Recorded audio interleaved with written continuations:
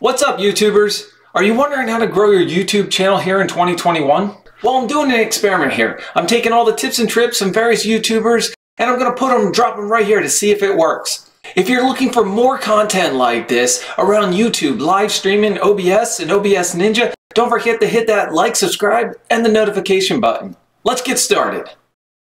Tip number 1. Who are you trying to reach and what are your goals? Are you playing around with YouTube, or is this the year that you're actually going to become serious about your content? If you're going to become serious, what will your content be about? Do you have a niche? Will that niche bring enough viewers to your channel? Take the time to review if there are others doing the same thing within your area or your content, and will your content be unique? If others are making the same content, how will your content be a differentiating factor to set your channel apart? Tip number 2, a descriptive title. Take some time out and write 5 to 10 different titles. Search keywords, YouTube, similar videos and titles and how well they're doing. Are there keywords that make your title stand out more? Start a basic search within YouTube or Google and look at some of the suggestive titles that pop up. Take the first one that's relevant to your title and then start working your way that way. What other suggestive titles are coming up? Also, you can add 2 phrases together to create one descriptive and cohesive title that will increase your viewing results. The next part, tip number 3, is your description.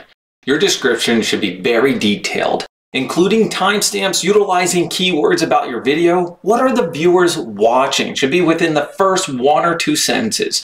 You can even use the title within the description box. Also, don't leave everything bunched together. Use spacing, bullets, symbols. Include a one-click subscription link, so all they have to do is confirm.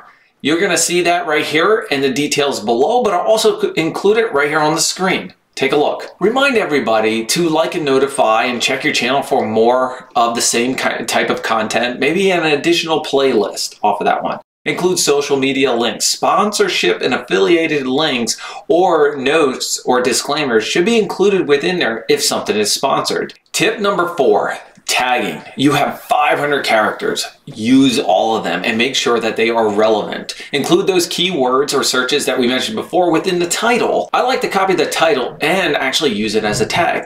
Also, there's other services like TubeBuddy, which I'm not an affiliate of it, but I really like the product, that will suggest a number of tags based off the keywords that you start using or entering. Include this often that will help them be in search and how likely your video will be suggested based off those keywords. Tip number 5 are comments. Now, I know comments are overlooked. You'll reply back, hey, thanks, really appreciate it, or you're welcome. But your viewers have taken the time out to drop you a comment. So take the time out to thoughtfully respond. It will create more of an interaction and your viewers will feel valued that you're actually talking to them. So don't forget to take the time out to write a valid or a very nice response to some of the comments. So tip number 6 is recording backdrops. I haven't seen many YouTubers comment about it, but if you take a look at their recording, some have a lighting or lighting prop like mine, or they have a plain background. What about some LED lighting? So I'm going to need your help on information about this. Is the backdrop important? Do I just use a plain background?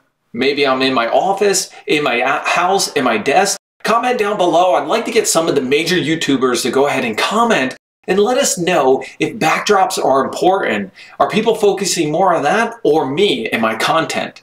Let's find out. Tip number 7 is pay attention to your analytics, stats, impressions, or your CTR, which is your click-through rate, which I'm going to talk about in a second. I'm not going to go into full in-depth on how to look at the analytics, how to review them, what did they all mean, because I could do a whole show on that, and there's some great YouTubers out there that have dedicated entire series and playlists on how to read or beat the YouTube algorithm, including the ones here for 2021. But there are some great third-party products out there, TubeBuddy, which I utilize, that'll show you how well your channel is doing and the views that are off of that one. The 2 things I will talk about are impressions. An impression is the video thumbnail that was shown to someone on YouTube that they've viewed and then clicked on, which will be the click-through rate. the click-through rate, or the CTR, is an impression that was clicked. So typically a good CTR is between 2 and 10%. And an example of that one is if I have 1,000 impressions and it was clicked 100 times, I have a 10% CTR.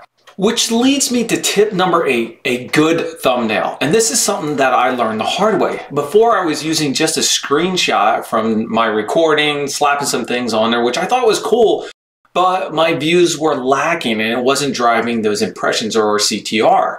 Once I added an eye-catching thumbnail, my views started going up. Take a look at my old thumbnail. Now take a look at the new thumbnail. Which one would you click on as a viewer? Tip number 9 is around that like, subscribe, and notification button. I don't think there's been a video that I haven't watched that hasn't said it. But tell your audience on why they should like, subscribe, and notify to you. What kind of content? What's your channel about? What are some other things that they can find by liking and subscribing, getting that notification that you are showing in that one? An example of that one is if you want to learn more about YouTube, live streaming, OBS, and OBS Ninja, don't forget to hit that like, subscribe, and notification button. Now, before I end this, I have a special request, and if everybody can comment down below and let me know, do you like it with borders or without? I'm not really sure. I kind of like my borders. Maybe I just like a logo up in the corner. I've been utilizing a lot of the borders, but I've noticed from all the videos that I've watched, nobody really has a border. So I need your help. Go ahead. Tell me if you like the borders. Should I do it without or just slap a logo on there?